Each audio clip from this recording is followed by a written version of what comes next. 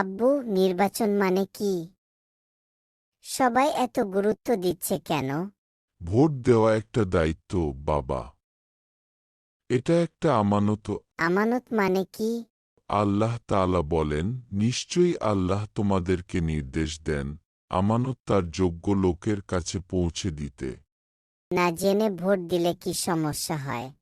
আল্লাহ তাআলা বলেন, যে বিষয়ে তোমার জ্ঞান নেই তার অনুসরণ করো না। ভুল মানুষকে দায়িত্ব দিলে কি হয়?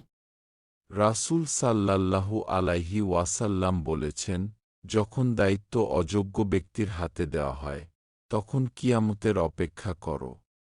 তাই সৎ নিয়ত, সত্য আর যোগ্যতার ভিত্তিতে সিদ্ধান্ত নিতে হবে। আমি বড় হলে জেনে বুঝে সৎ মানুষকেই ভোট দেব, ইনশাআল্লাহ।